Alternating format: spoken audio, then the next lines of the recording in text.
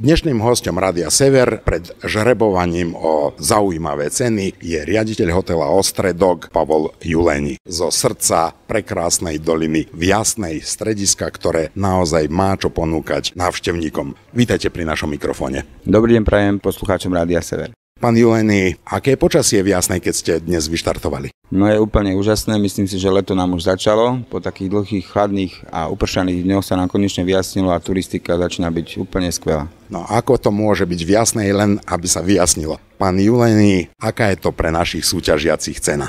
Tak jedná sa o dvojdňový pobyt a zaujímavé je na tom to, že to je v apartmáne na našom hoteli Anastazie Kuzminovej, ktorá v podstate je krstnou mamou hotela, ktorá tam vlastne má ten stály apartmán a tento apartmán sme poskytli do súťaže. Okrem samotného apartmánu, aké služby ešte tam ponúkate? Samozrejme je možnosť navštívenia wellnessu a ďalšie aktivity mimo hotela, členkovanie na jazierku, ktoré je vlastne umelo vytvorené na zasnežovanie, takisto je tam Tarzánia a ďalšie možnosti, ktoré naši hostia môžu využiť vo svoj prospech. A na svoje zdravie.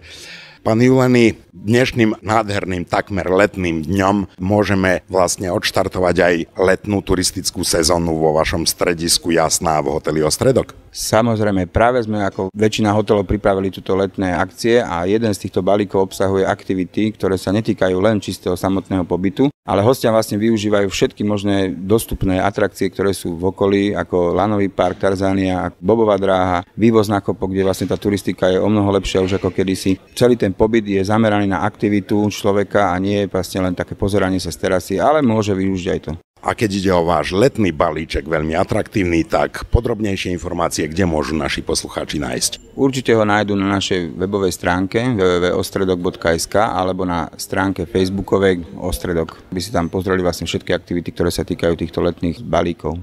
Pán Juleni, ideme za chvíľu žrebovať. Čo popriať víťazom? No určite im želám krásny, ničím nerušený pobyt a určite im želám, aby si ho riadne užili, pretože takáto cena je len pre Rádio Sever. Hovorili sme s riaditeľom hotela Ostredok z Jasnej Pavlom Julenim.